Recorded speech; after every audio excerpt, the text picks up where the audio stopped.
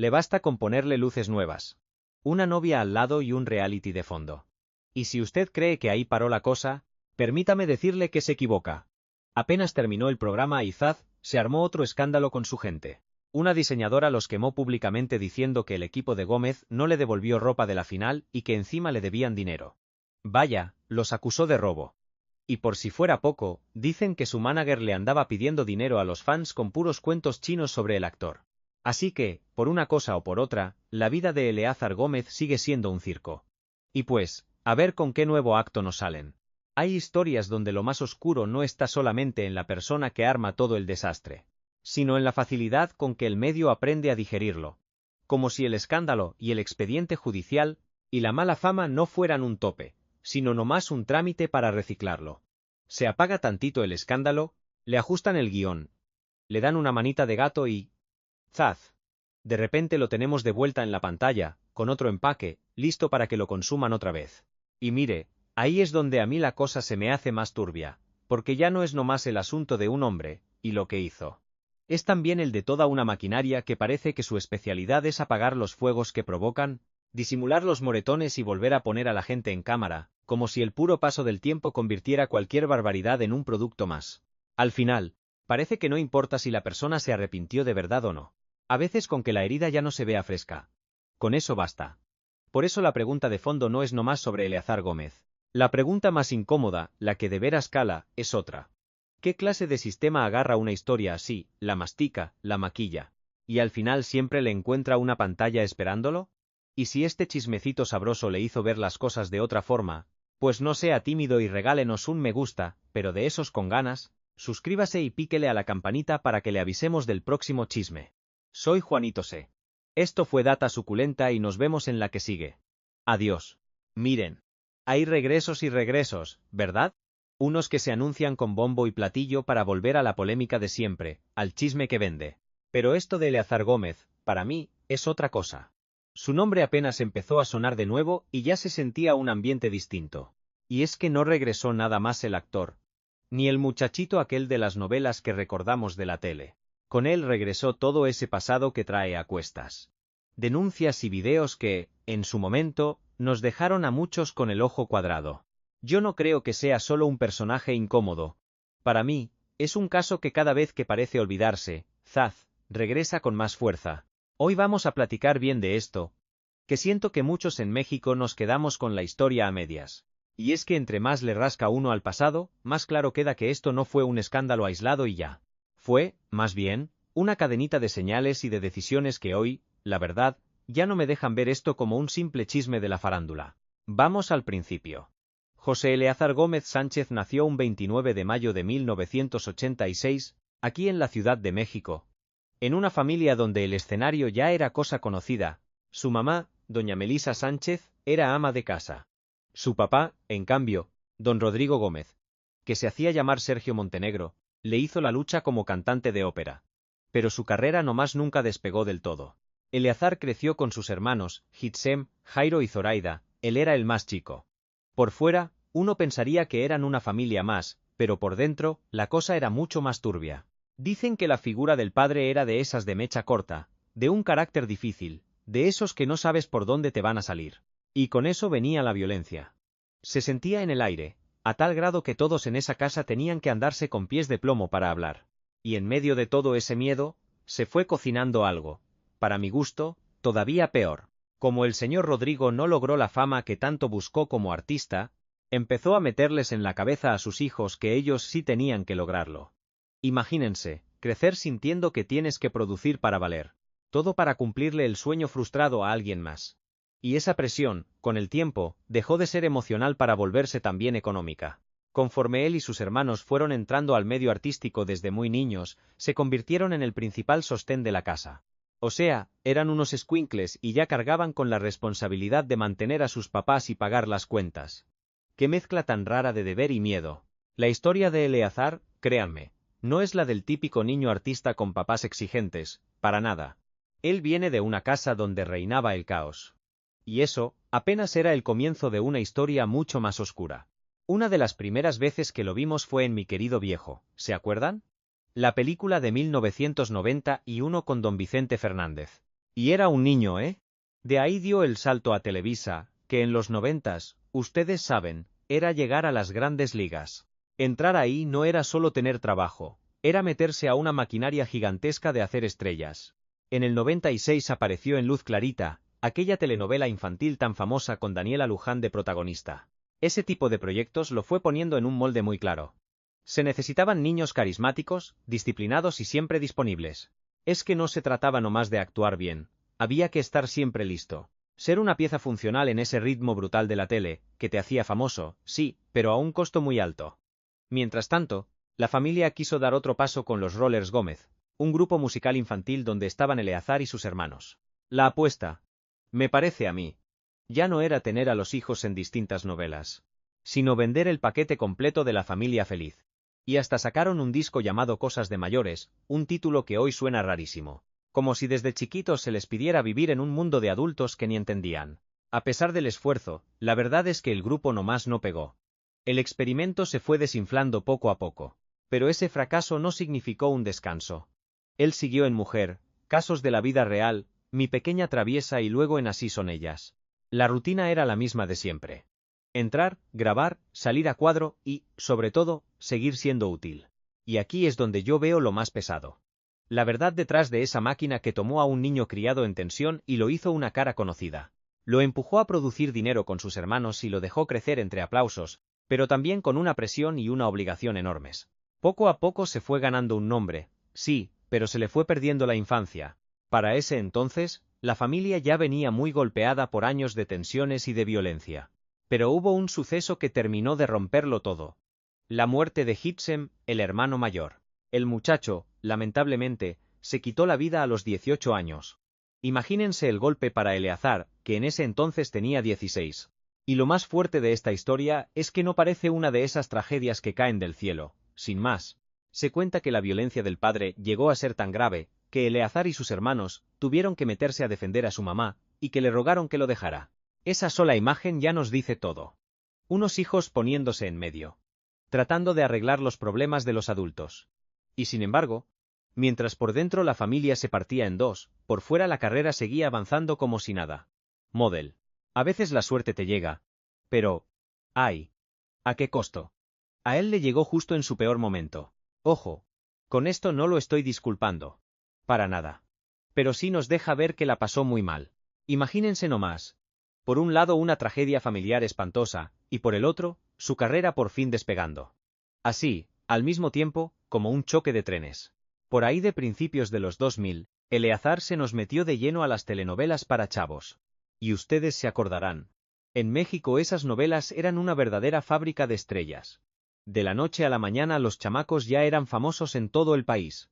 Uno de sus primeros pininos importantes fue en Clase 406, allá por el 2002, ¿la recuerdan? Producida por Pedro Damián. Ahí fue donde empezó a dejar de ser el niño actor para convertirse en otra cosa. Ya era el muchacho que salía en las historias de adolescentes, con sus problemas de la edad y con planes de hacerlo famoso en grande. Miren que Clase 406 fue clave. No solo por el exitazo, sino porque de ahí salió toda una nueva generación de caras conocidas. Era justo el cambio de estafeta que Televisa necesitaba para sus nuevas figuras juveniles, y él ahí estaba. Pero el verdadero trancazo, el que lo puso en el mapa, fue Rebelde en 2005. Hacía de un tal Leonardo Francisco Blanco, un papel secundario, sí, pero en una novela que era ya un manicomio, una locura total. Es que Rebelde no fue un éxito nomás. Fue un fenómeno. Estaba en la tele, en la radio, en las revistas. Hasta en la sopa. Marcó a toda una generación. Y aunque Eleazar no era de los meros protagonistas, estar en ese monstruo de programa le dio un empujón bárbaro. La gente ya lo ubicaba en la calle, su nombre empezó a sonar más y pues, su carrera se quedó ligada a esa marca que veíamos por todos lados. Pero espérense, que ahí no paró la cosa. El remate vino en 2009 con Atrévete a soñar, donde hizo de Mateo Novoa. Ahí sí ya fue otro boleto. Porque no era nomás colgarse de un éxito, aquí él era el protagonista. Resulta que Atrévete a soñar era la versión mexicana de una novela argentina, Patito Feo. Y claro, Televisa le echó todos los kilos para que fuera otro exitazo. Con todo eso, Eleazar se consolidó como una de las caras fuertes de la época. Para los chavos, su presencia en pantalla ya era importantísima. Si con Rebelde se hizo famoso, con Atrévete a soñar ya era una verdadera estrella. Lo consolidó. Para ese momento, fíjense, ya había logrado algo que pocos niños actores consiguen, seguir vigente y llenar la pantalla. Ustedes saben, muchos niños artistas empiezan bien, pero crecen y ahí se quedan, o de plano desaparecen. Ya no la hacen. Pero Eleazar no.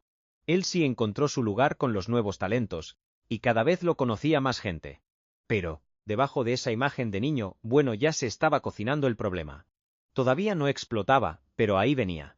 Y es que así es esto, cuando te haces tan famoso, es más difícil esconder tus trapitos sucios, lo que no cuadra. Y en medio de toda esa fama, aparece un nombre clave. Dana Paola. Cuando trabajaron juntos en Atrévete a soñar, la diferencia de edades era, pues para pensarse. Ella, 14 añitos. Él, 24. Sí, así como lo oyen. Y lo más raro es que en ese entonces, esa diferencia no fue el escándalo que sería hoy. Claro que hubo chismes y miraditas. ¿Cómo no? Pero en el medio artístico muchos lo vieron como si nada. Como si fuera un romance más de la farándula, ya saben.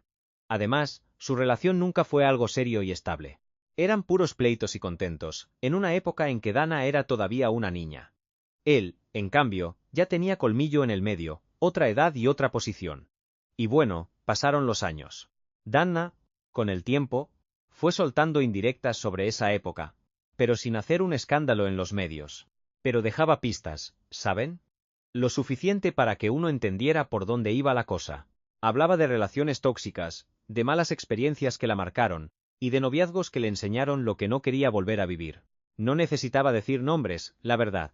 La gente no es tonta y rápido ató cabos, claro que sí. Pero todo se volvió mucho más claro con ese famoso vídeo que se filtró de ellos en un cine.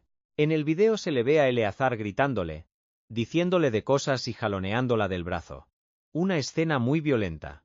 Ese maltrato quedó grabado ahí, a la vista de todos, sin actuación, sin entrevistas, sin nada que lo ocultara. Y lo más preocupante vino después, ¿saben? Porque mucha gente lo justificó diciendo que era una simple pelea de novios. Como si los gritos fueran normales en un noviazgo, como si insultar a una muchachita en público no fuera la gran cosa. Ahí es donde uno ve lo mal que andamos como sociedad, esa facilidad para hacer menos un acto de violencia tan claro. El medio artístico prefirió hacerse de la vista gorda, diciendo que era un pleito de amor. Cuando nomás pensándole tantito, uno se daba cuenta de que era otra cosa. Y si lo de Dana les pareció feo, lo que vino con Vanessa López los va a dejar helados. Porque aquí ya no parece un pleito aislado, sino que empieza a verse que esa era su costumbre. Vanessa contó que anduvo con Eleazar por ahí del 2014. Y lo que platicó después no era la historia de una pareja que nomás terminó peleada. Ella contó de todo, fíjese.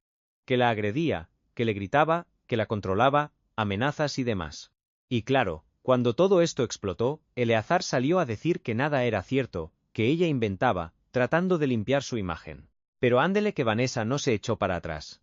Dijo que tenía cómo probarlo y se mantuvo firme en su versión. Y para colmo, fueron saliendo detalles que ponían la cosa todavía más fea. Imagínese. Vanessa contó que tuvo que mudarse de departamento y bloquearle cualquier entrada para poder quitárselo de encima. Contó que lo bloqueó de redes, del teléfono, de todos lados. Y justo ahí, mientras explicaba por qué tenía que cortar de raíz, ¡pum! Soltó la bomba. Dijo que el muchacho, que hasta había intentado ahorcarla. Con esto, ya tuvieron que meterse los papás de Vanessa. Fueron a decirle derechito a Eleazar que la dejara en paz, porque sí, ya era mayorcita. Pero de plano no iban a permitir que la cosa siguiera así. Se metieron con todo para cortar ese vínculo. Es que la cosa ya había llegado a un punto de peligro, de acoso. Una insistencia que ya parecía obsesión. Pero lo más increíble de todo es que, aun con acusaciones pero tan graves como estas, por mucho tiempo el asunto quedó como en el aire, ¿no? Mucha gente sabía del escándalo, pero a la imagen pública de Eleazar ni un rasguño le hacía. Era como si la denuncia estuviera pintada en la pared, pero todo el mundo nomás se hacía de la vista gorda y seguía como si nada. Y aquí es donde el cuento se pone revelador. Porque si una señal así de clara no basta para frenar a nadie, uno se pregunta, ¿cuántas veces tiene que pasar lo mismo para que la gente vea que no es casualidad? Porque para entonces, ya no se podían ver como pleitos aislados, ¿verdad? Lo que empezamos a ver con Elia y Janet Karam ya es otra cosa. Algo que de verdad da escalofríos. Es la misma historia, repetida. Como si sus relaciones amorosas siguieran siempre el mismo libreto, el mismo caminito. Primero, aparece el hombre encantador, atento, que te convence, hasta parece que te cuida. Luego viene una cercanía muy intensa que por fuera parece pasión, pero con el tiempo se siente raro. Y cuando la relación ya te envolvió por completo, ahí empieza el control. Empiezan los celos, los chantajes, y una violencia que no llega de golpe. Se va metiendo poquito a poquito, casi sin sentir. En el caso de Elia, lo más fuerte no es solo lo que contó después, sino lo que hizo mucho antes. Fíjese, cuando Vanessa López salió a denunciar todo, Elia se puso del lado de él. Lo defendió a capa y espada. Dijo que Vanessa exageraba. Y en ese momento, ella de verdad creía que las acusaciones eran falsas. Al final, descubriría que estaba frente al mismo problema. Solo que en ese momento, pues ni se daba cuenta. Pero mire cómo da vueltas la vida. Años después, Elia contó otra historia muy distinta, describió a Eleazar como el típico hombre que al principio es perfecto, casi demasiado bueno para ser verdad. Y que nomás empezando a vivir juntos, se convertía en alguien tóxico y hasta violento. Y ojo con eso de mudarse juntos tan rápido. Porque no es nomás un arrebato de amor de dos personas grandes, ¿eh? Dentro de este patrón, eso de mudarse rápido es como una herramienta para él. Así ya no hay para dónde hacerse, es más fácil controlar el día a día, y mete a la pareja en un remolino donde no hay respiro. Todo va demasiado a prisa. Y si a eso le sumamos el chantaje emocional, lo que parecía un gran amor, se va convirtiendo poco a poco en una jaula. Elia también habló de por qué se quedó callada, y esto es clave. Porque no lo dijo luego. Pasaron años. Esa tardanza, que a muchos desde afuera se nos hace rara, la verdad es que tiene todo el sentido en este tipo de relaciones. Primero lo defiendes, después dudas, luego tratas de justificar lo que pasó, y al final te da vergüenza. Luego no quieres quedar como una mentirosa que se desdice, y hasta mucho después, ya puedes decir las cosas por su nombre. Con Janet Karam, la misma historia. Un comienzo de telenovela y cuando todo parece ir bien, se desata el drama. Janet contó cómo él le hacía sentir culpable. Esa maña de hacer que la otra persona crea que es responsable de su mal humor, de sus enojos, de los pleitos, de que todo estuviera tenso. Como si una siempre tuviera la culpa de provocarlos. Y cuando una relación entra en ese juego, irse se vuelve mucho más complicado. Porque ya no es nomás pelear contra él, sino contra esa idea que te meten en la cabeza de que a lo mejor, una es la del problema. Aunque no sea cierto, claro. Ese truco de la culpa es terrible, porque te va quitando la fuerza para reaccionar. No hace falta que te encierren para estar atrapada. A veces basta con que te convenzan de que exageras. O que entendiste todo mal. O que si hubieras hecho otra cosa, nada de esto estaría pasando. Janet justo dejó ver eso. Lo difícil que es salir, el desgaste, la tremenda confusión. Esa sensación de estar metida en el cuento de otro, donde por alguna razón, siempre acabas debiéndole algo. Y luego, como con las demás, aparece el arrepentimiento de no haber hablado a tiempo. Y no nomás por ella, sino por pensar que tu silencio, sin querer, ayudó a que la misma historia se repitiera. Y mire, esta ya no es la historia de un pobre muchacho complicado o una estrella con sus traumas. Y aquí es donde la cosa se pone más seria. Porque uno siente que detrás de cada historia no había un simple relajo, sino un patrón que se repetía. Y daba escalofríos. Son historias que parecen calca y que siempre giran alrededor de él. Pero esta vez, entra a escena un nombre que viene a romper el molde. Gaby Ruiz. Aquella modelo mexicana que algunos recordarán de Acapulco Shore. Su historia con Eleazar fue en 2018 y duró. Mire usted, un suspiro. Menos de un mes. La misma Gaby cuenta que todo tronó a los 20 días, y su forma de explicar por qué. ¡Ay! Es de una honestidad que desarma. Ella fue muy directa al contar cómo era Eleazar. Habla de un carácter muy cambiante, de una persona que te decía una cosa y hacía justo lo contrario. De esos arranques que salían de la nada, justo cuando estaban platicando de lo más tranquilos. Según ella misma cuenta, podían estar en paz, y de repente él se levantaba y armaba un escándalo por cualquier cosita. Y ojo, dice que pasaba tanto a solas como con amigos presentes. Y ese no es un detalle menor, ¿eh? Cuando alguien estalla así en lo cotidiano, el problema ya no es una discusión. El problema es que la mecha está siempre a punto de prenderse. Hay un momento que Gaby platica que a mí me dejó helado. La primera vez que discutieron, ella intentó calmarlo, hablarle bonito.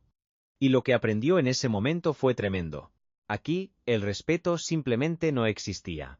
No hablamos de un maltrato que creció con los meses, sino del instante en que una mujer dice, a ver, esto no está bien. Y lo más interesante, para mí, es que Gaby también acepta que al principio intentó justificar ciertas cosas. Ella dice que había detallitos que una piensa que son normales. O que uno se hace a la idea de que pues así es él. Y ese punto me parece fabuloso, porque no la pone como la heroína perfecta que lo vio todo claro desde el inicio. No, ella también dudó. También hizo lo que hacemos tantos. Le bajó el volumen, lo acomodó, trató de entenderlo. Pero a diferencia de otros casos, aquí el cuento duró muy poco. Esas malas señales no se hicieron costumbre, y en menos de un mes, Gaby dijo hasta aquí. Por eso su testimonio en esta historia vale oro. No porque haya vivido lo peor, sino porque nos muestra que ese foquito rojo se podía ver desde mucho antes. Su anécdota deja de ser un chismecito para volverse algo muy importante. Es la prueba de que a veces el patrón no necesita meses para asomarse. A veces basta con convivir un ratito para ver de qué pie cojea alguien. Para 2020, la historia de Eleazar ya no era solo de videos raros. Ya no eran solo relatos de exnovias o sospechas que muchos, la verdad, preferían no ver. Porque con Stephanie Valenzuela, la bomba terminó por explotar de una manera mucho más real, mucho más clara, y sobre todo, mucho más difícil de esconder debajo de la alfombra. Stephanie, o Tefi Valenzuela como la conocen muchos, es una modelo y cantante peruana que ya tenía su caminito andado en la tele, realities y la música. Según lo que se sabe, ella vino a la Ciudad de México para grabar un vídeo musical, y fue en esas que conoció a Eleazar. Anduvieron saliendo unos 3 meses antes de hacerse novios en 2020, y a partir de ahí, agárrense, porque la relación avanzó a una velocidad que no era normal. Ella decidió quedarse a vivir aquí en México y en poquísimo tiempo. El romance pasó de ser una conquista de película a una de esas historias que, tristemente, ya nos sonaban conocidas. Tefi contó que el primer mes él era el hombre perfecto. Atento, cariñoso, romántico, un príncipe, pues. Según lo que ella misma relató, estaba perdidamente enamorada. Pero el encanto, claro, le duró muy poquito. Pasando ese primer mes, empezaron a aparecer los comentarios feos y el maltrato. Stephanie habló de gritos, de una agresividad que salía de la nada, de pleitos que se hacían más seguidos y más fuertes. Y según ella, Eleazar no era así solo en privado. También podía ponerse prepotente o agresivo con gente de fuera, fíjese usted. Con meseros en restaurantes o con personas que nomás se le cruzaban y le activaban el mal genio. Y aún así, la relación siguió. Es más, avanzó demasiado rápido. A las pocas semanas de ser novios formales, Eleazar le pidió matrimonio. Sí, así como lo oye. El momento del truene ocurrió en un departamento de la colonia Nápoles, aquí en la Ciudad de México. Según los reportes y lo que contó después Stephanie, todo pasó apenas unas horas después de que le diera el anillo. Ella contó que después de la pedida, él volvió a tratarla mal, y eso la hizo pensar que todo era puro teatro. Que nada de ese momento romántico tenía sentido si los gritos y los malos modos regresaban así nomás. Y a partir de ahí se soltó un pleito donde empezaron a salir las peleas viejas. Salieron los reclamos guardados y las heridas que ya se estaban haciendo grandes. Entonces, según cuenta Tefi, Eleazar perdió el control. Le reclamó que después de todo el numerito que montó para pedirle matrimonio, ahora ella se atreviera a dudar. Y en ese momento, créame, la pelea subió a otro nivel, uno mucho más grave. Stephanie dijo que él empezó a agredirla y a amenazarla con quitarle la vida. También relató que la mordió en la cara, que la jaloneó del cabello, que intentó estrangularla y que ella lo único que quería era que se detuviera. Ella logró escapar del departamento para pedirle ayuda a los vecinos, que ya habían escuchado los gritos. Uno de ellos se metió y luego le llamaron a la policía. Y a partir de ahí, todo dio un vuelco. Las autoridades terminaron llevándose detenido a Eleazar. Pero espere, que hay un último detalle que lo deja a uno todavía más inquieto. Luego Stephanie contó algo que, francamente, a mí me dejó de a 6. Dijo que en la audiencia, él no se veía arrepentido, sino apurado por irse a trabajar y por convencerla de que no había sido para tanto. Y para acabarla, también dijo que le ofrecieron dinero o lo que fuera con tal de que ella le diera el perdón. Ella, por supuesto, no aceptó. Y esa reacción importa, porque deja ver algo muy, pero muy torcido. Es que mire, incluso después del escándalo y de la detención, él seguía en su lógica de querer arreglar todo como si fuera un negocio. Como si lo verdaderamente grave no fuera la agresión, sino el hecho de que caray, esta vez ya no había forma de esconderla. Ya con Eleazar detenido, la historia por fin se puso seria. Dejamos los dimes y diretes y entramos a lo legal. El 7 de noviembre de 2020, un juez lo vinculó a proceso por violencia familiar equiparada. A raíz de eso, estuvo guardado unos 5 meses, de noviembre del 20 a marzo del 21. Un suspiro, la verdad, si pensamos en la brutalidad del caso del que todos hablaban. Y es aquí, justamente, donde la historia empieza a hacer ruido, y del feo. Esa distancia enorme entre el coraje que sentimos todos al enterarnos, y lo que al final terminó pasando en los juzgados. Pues resulta que el 25 de marzo de 2021, el juez aprobó la suspensión condicional del proceso, que en buen cristiano significa que lo dejaron salir, pero a prueba, durante 3 años. Ojo, no es que lo declararan inocente ni borrón y cuenta nueva. Pero tampoco fue una condena de años en la cárcel, fue una de esas salidas a la mitad del camino, ¿sabe?, amarrada a que cumpliera varias reglas al pie de la letra. En la práctica, significaba que recuperaba su libertad, pero como si estuviera en un examen muy largo. Si cumplía, el caso se cerraba sin juicio. Si metía la pata, iba para adentro otra vez. Las condiciones eran claras.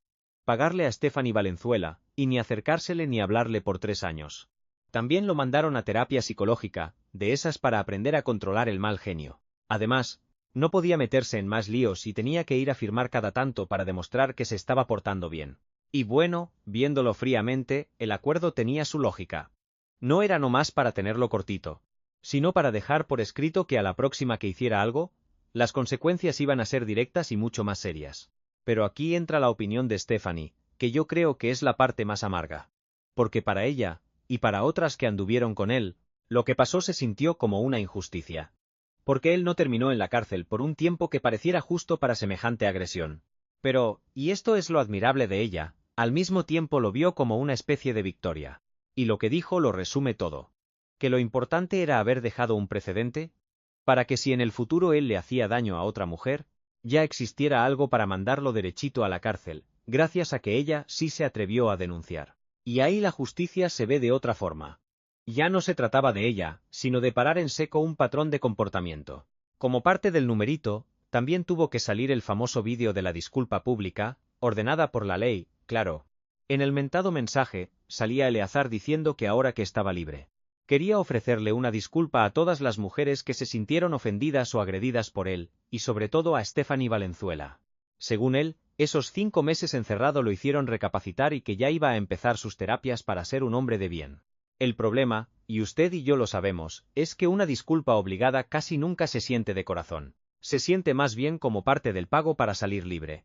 En fin, como Eleazar cumplió con todas las condiciones, la libertad condicional se terminó en marzo de 2024, y ahí el caso se cerró oficialmente. Pero aunque el caso ya esté cerrado, a uno le queda un mal sabor de boca, casi imposible de quitar, porque sí.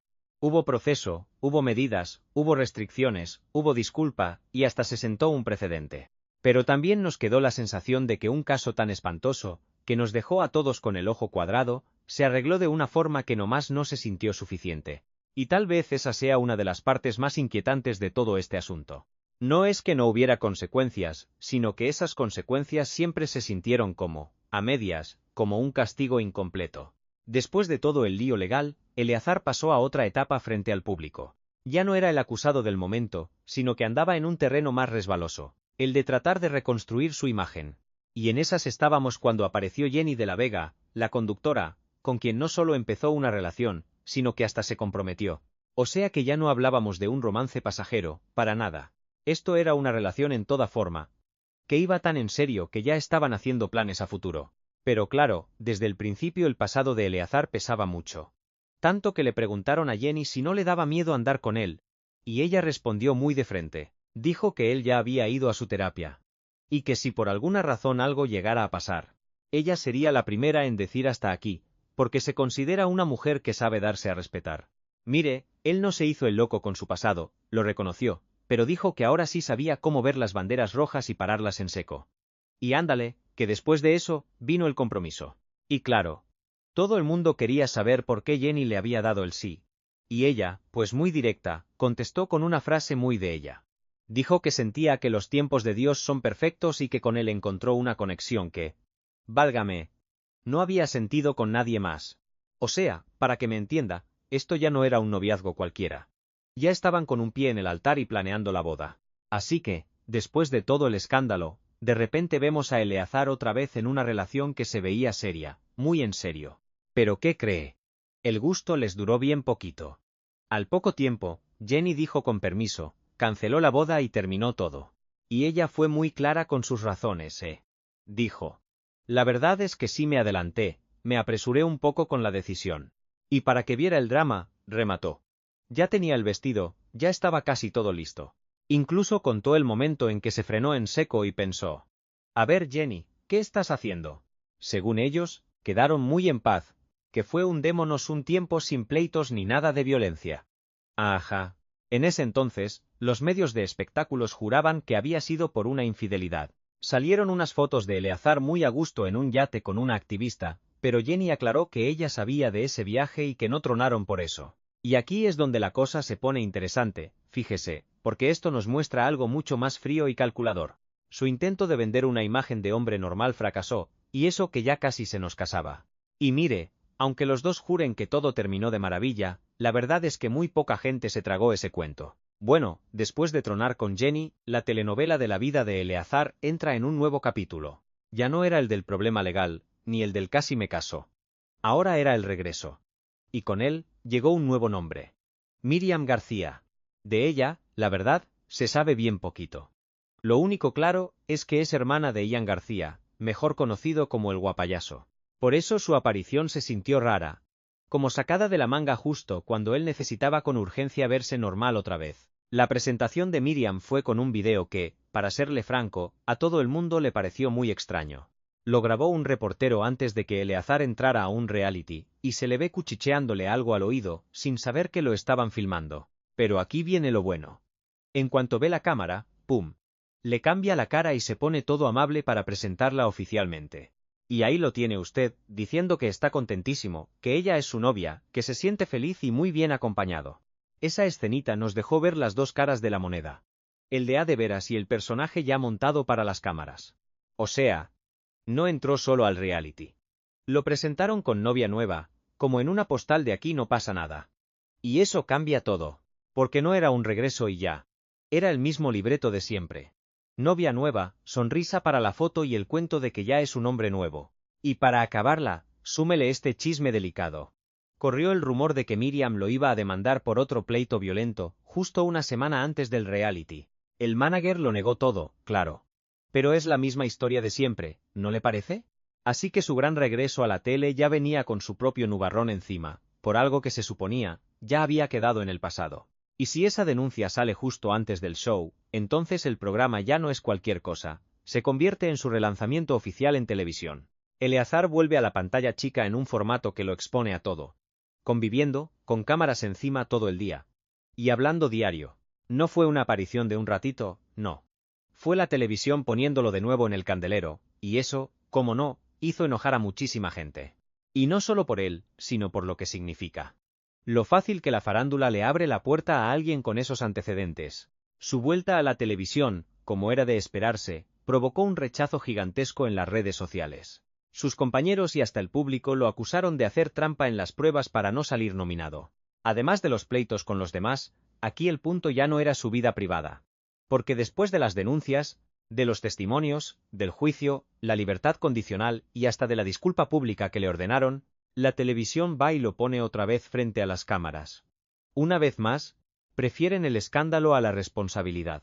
Y eso, la verdad, da mucho en qué pensar, porque el espectáculo no necesita apagar el incendio para reciclarlo.